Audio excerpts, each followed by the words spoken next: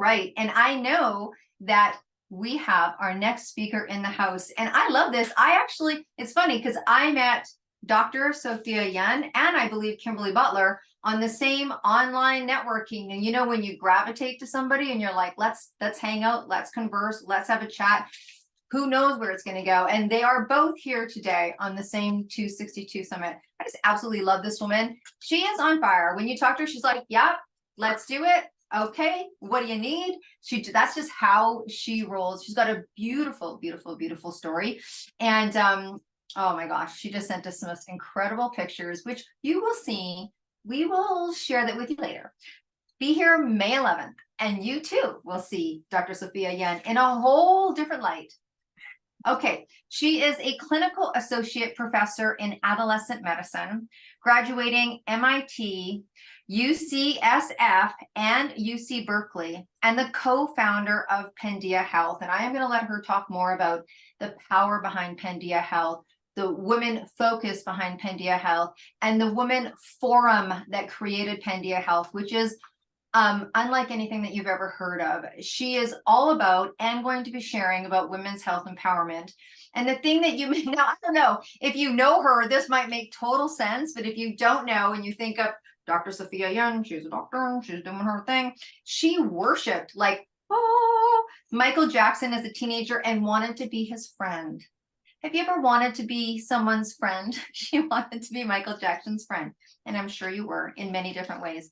She loves Run the World by Beyonce. And it is so wonderful to be in this group of strong, courageous, proud, hopefully confident, and definitely authentic group of women. I want to share with you Pandia Health. We are the only women-founded, women-led, doctor-founded, doctor-led birth control delivery company in the United States. And I co-founded the company with 5 other co-founders. How often have you heard of a company with 6 co-founders? But we wanted to make sure that everyone had a place at the table and that we had all of the elements necessary. And it started because I was giving a talk to a bunch of physicians. Why don't women take their birth control? And one of the top reasons was didn't have it in their hand. And my friend and I were like, we could solve this. We will just ship you birth control and keep shipping it until you tell us to stop. And then we ran ads, free birth control. 60% of the women that responded did not have a prescription. And it's like, don't you know you need a prescription in the United States? But thank goodness I'm a physician. And so thus Pandia Health was born. If you need a prescription, it's only $30 once a year to use our expert doctors with unlimited follow-up questions and a 10-week follow-up if you're new to the drug or you're new to hashtag periods optional. And so with every customer that comes in, we're like, do you want to bleed every month, every 3 months, every 6 months, or never? And if you're going for something new from what it was before, we follow up in 10 weeks to make sure everything's going the way that you want it to go. I have a TEDx talk, and I'll drop that in the meeting chat, but it goes over that if you are bleeding every single month, that is so 2020. You need to get with the times and you don't need to bleed every month. And by fewer bleeds, lighter bleeds, you decrease your risk of ovarian, endometrial, colorectal cancer, your risk of anemia, and you decrease landfill that you're contributing to the world. So that's the original part of Pandia Health. And then as we, grew and extended ourselves, we added acne because I'm an adolescent medicine specialist. We call that sex, drugs, rock and roll, a little acne, some sports medicine. And then I hit menopause. And all my friends are like, menopause. And I'm like, yes, I will find the best treatment for me and I will share it with all of you. And along our journey, we happened to pick up 2 of the United States. There's only 1,300 Menopause Society certified practitioners in the entire United States.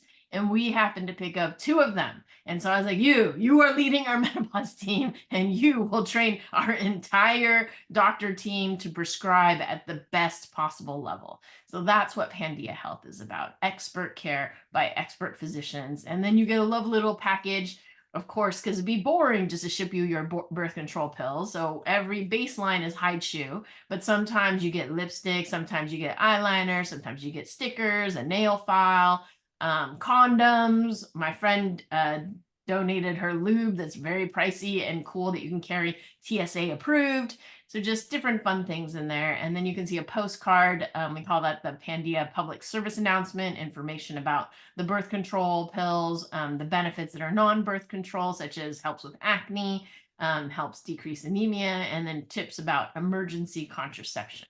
So I just want to make sure, for a couple of PSAs, you might have heard in the United States, there's a new birth control pill. It went over the counter. And on one hand, I want to say, yeah, one out of all the 40 different birth control pills has gone over the counter.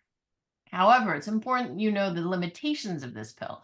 It's called the O pill. It was actually FDA approved in 1973, probably around a lot of us were born or close to it, right? And then it was taken off market in 2005. Not because it did anything bad, but because everything else was better. So my hashtag is hashtag get the good stuff. I really fear that this pill going over the counter, people like, oh, I don't even see my doctor anymore. I'm just going to go and buy the O pill. It's over the counter. And it's like, no, if you are on a good birth control pill that you like, do not toss that for this new pill, because the new pill is a progesterone only pill, which is good in that if you have a blood clot history or if you're a smoker and over the age of 35, this is a good option for you. But the negative part is it has a 3-hour window. If you take it 4 hours late, you're at risk of pregnancy. And so I'm really afraid that young people who hasn't been 3 hours late taking their birth control pill, and if we don't tell them about this 3-hour window, there will be all these people getting pregnant that wouldn't have gotten pregnant before. And so really important to educate people to have some emergency contraception on hand and know that emergency contraception is not the abortion pill. And then another public service announcement is know that the prescription emergency contraception, and I don't get paid by these people, I just don't want anyone get pregnant, Ella beats anything over the counter at every single time point. So if it were me, my daughter, my friend that was sexually assaulted, or the condom popped and we didn't want to get pregnant, or we were late by 3 hours taking our O pill, then you want to pop some Ella if you have had heterosexual relations involving the vagina and penis within the past 3 to 5 days, because you need to prevent unplanned pregnancy. And so for my daughter, we always have a pack of Ella in the household in case. And then also for the US people, as you all know, crazy stuff has gone down with Roe v. Wade. Important for everybody to know about a website, plancpills.org. It tells you where you can get medication abortion. And so that's if you have a positive pregnancy test and you don't want to be pregnant, this is the website to go to in all 50 states where you can get medication abortion. And it's $150. So we have a petition because I'm an activist called turnup.us/petition. And it's for anybody applying to colleges. I'm not applying to your college if you don't respect my bodily autonomy. And so if you have to go to a state where they don't respect your bodily autonomy, then I strongly suggest going to plancpills.org. It's a nonprofit. They're not there to make money. They're just there to give you safe, legal resources. And get some medication abortion and share it amongst a group of 10 women or a sorority or a dorm room or et cetera in case of emergency. Wow. Okay. So what a lot of information to digest. And this is your work every single day. And you see so many things that we don't see. I want to go back a little bit because of the multi-generations that are on the show. And there's so many questions that come up around menstruation. Should we not be menstruating? There's this, you should be menstruating every day. And there's all this. I know that you have countered these questions before. So before they fill the chat box, let's talk a little bit about menstruating, how the philosophy or maybe education or information has changed, because no matter what country you're in, menstruating is menstruating, right? So just because she's in the US doesn't mean that this piece of information isn't medical and current for all. So what about the question that you get, I'm sure often, around, aren't we supposed to menstruate every day? What, is that harmful to our body to not? So as the medical community, physicians, nurses, everybody, we're always like, you have to bleed every single month. And yes, If you are in a first world country, well nutrition, not on any medications, if you're not bleeding every month from your first, well, 2 years after your first period, because for the first 2 years, it can be totally whack as your body learns what it wants to do. But after it's come in regularly and it's more than 2 years after your first period, it should come every month. Otherwise, we got to look for stress, recent weight loss, recent weight gain, thyroid, tumor in your head, all these kinds of things.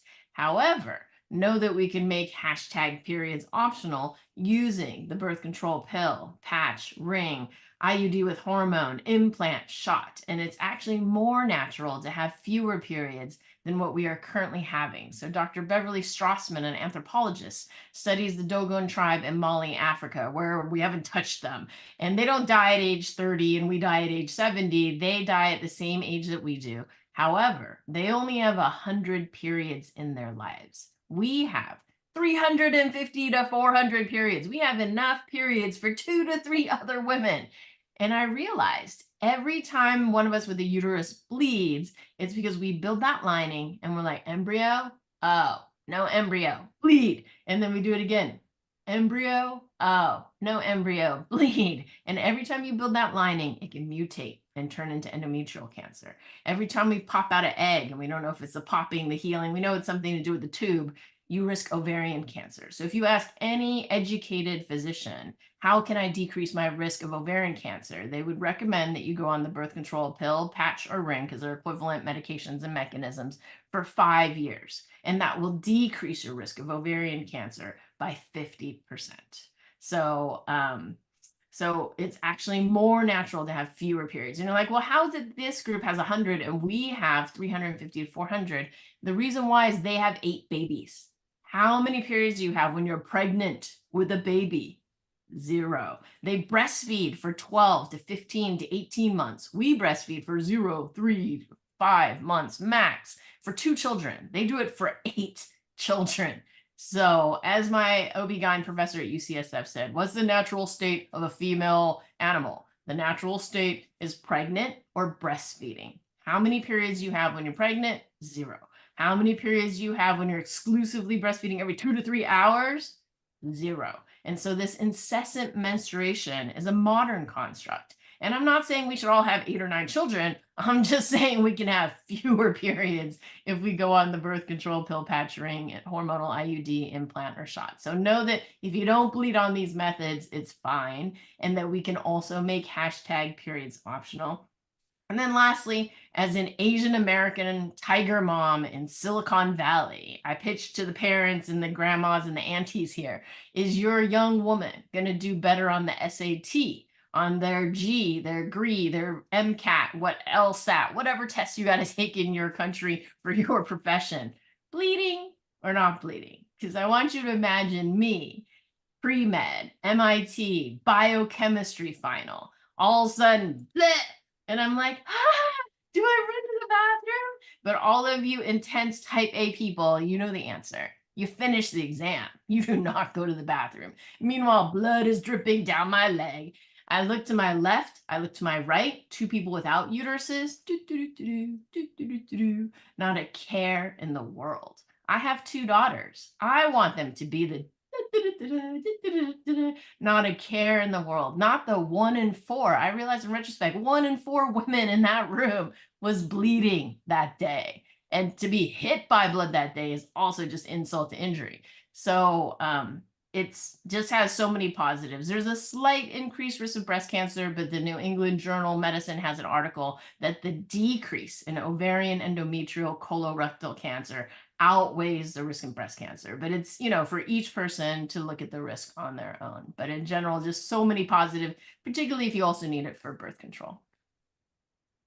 And I think that's an important thing to say, right? And it's an important thing to say. I mean, it's really interesting, particularly those of us that maybe are past that stage.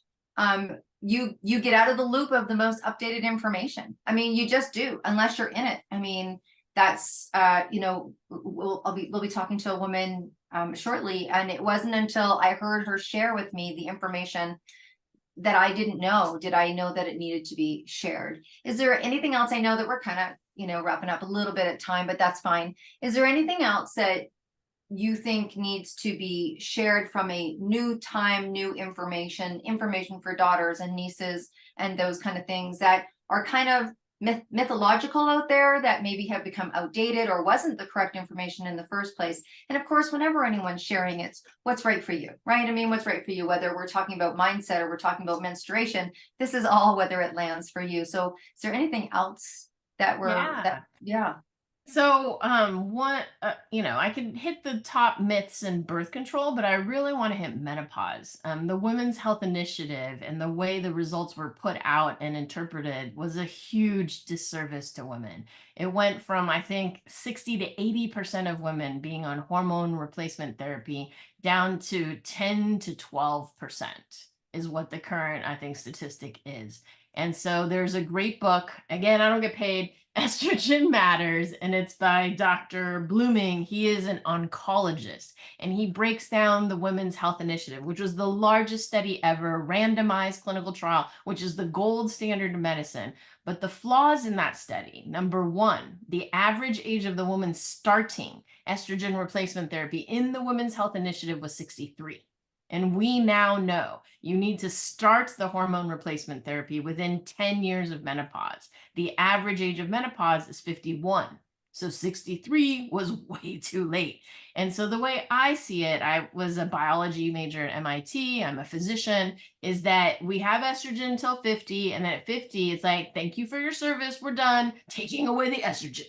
And then our arteries turn into man arteries because we are actually protected from heart attacks and strokes compared to men. And that's the whole reason for the original hypothesis for estrogen treatment, that they gave it back to prevent our hearts. And so then our arteries become hard and they become filled with blood clots when our estrogen is gone. And so then if you wait 10 years and it's getting harder and it's getting more blood clots, and then you throw estrogen, which causes blood clots, no duh, you're going to find increased blood clots in women that are 63 years old and you threw a whole bunch of blood clotting drug at them. But for me, it's your body takes the estrogen away and you put it right back. So that way you don't get the blood clots, you don't get the heart arteries. And they've actually shown for people who have a history of dementia, Alzheimer's in your family, it's better to have the estrogen therapy to protect your brain against that. And we also know that it's good for the heart. And personally, when I hit menopause, I didn't realize it because my cholesterol just shot up. And I was like, oh, well, it's just time for statins, and statins are fine. But actually, what is causing all these blood clots and all this heart risk is cholesterol. So you should start with the estrogen therapy, then add the statin. But I actually added the statin because it was like crazy.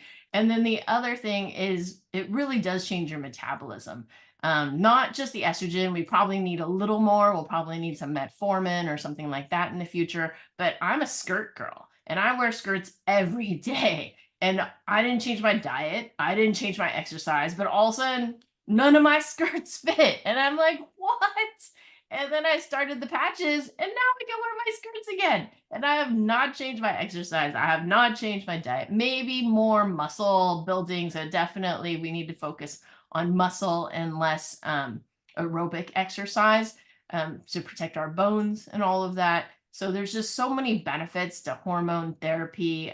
They're calling it hormone therapy is the new phrase, or menopause hormone therapy. But I'm like, it's replacement. Your body took it away and you need to put it back.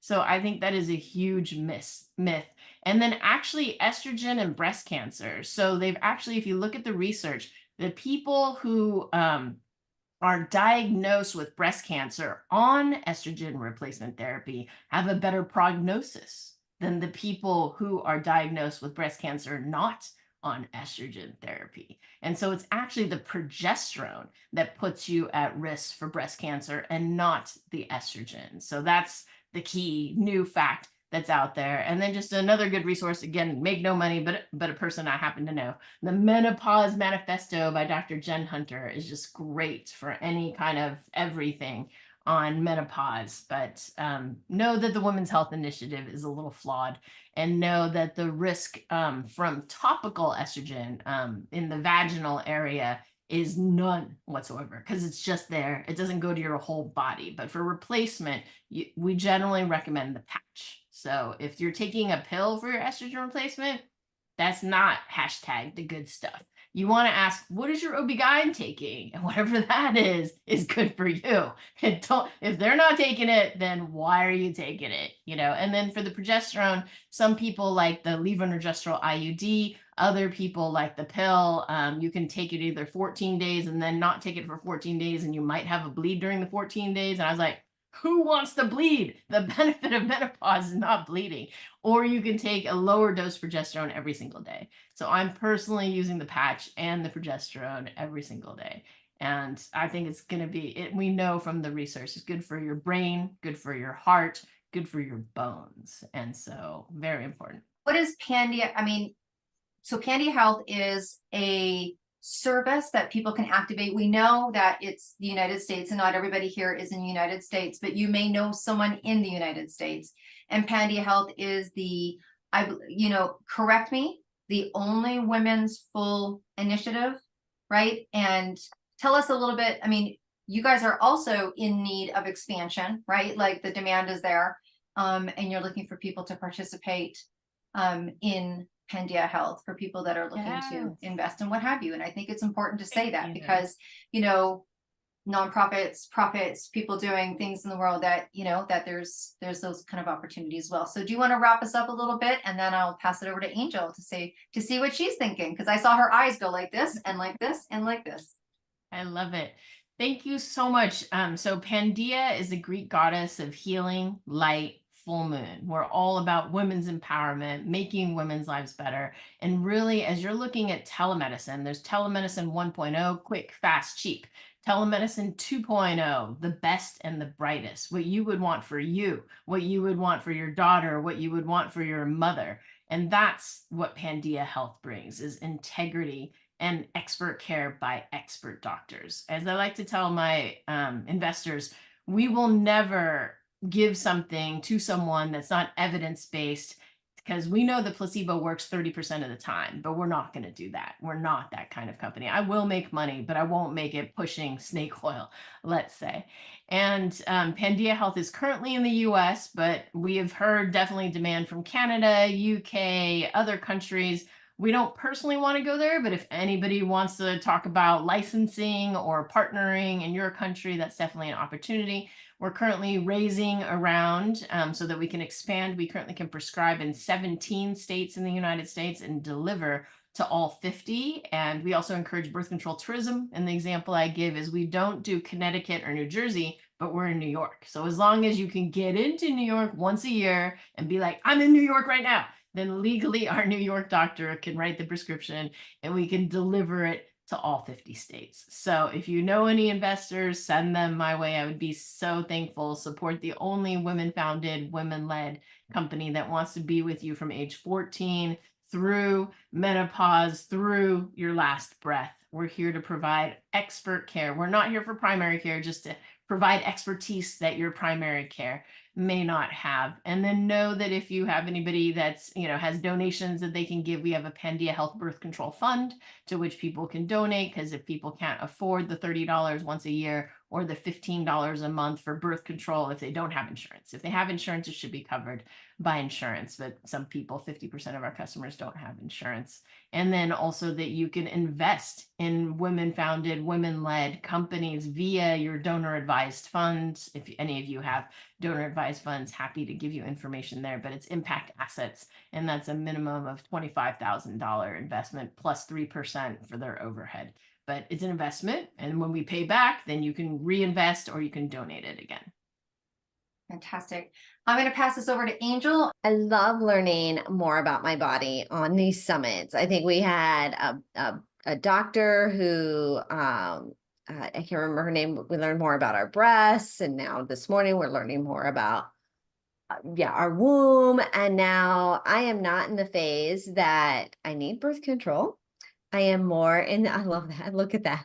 I am in the menopausal stage of life. And so so it's just fascinating. We do what we've always done, right? Like we just have always had our periods because that's what our moms did. It's like the story of the woman who called her grandma saying, why do we cut the ends off the ham when we cook it? Like my mom did it, grandma did it. Well, that was the size of my pan. right? Like we just follow in our moms and grandma's footsteps. I never even thought about that. Maybe I didn't have to have like, it just never was a conversation. You don't have to have a period, that it actually is a thing. So I'm really quite fascinated by this. And I'm glad that you're here, just opening up the conversation. Information is king, and the more we know, like, you do better until you know better, and then you do even better. So yeah, thank you for all of that. And it's just interesting to it's nice to have the information from a woman. Right? Women getting information from women about our bodies, like, what a concept. So thank you so much for bringing that to our attention today.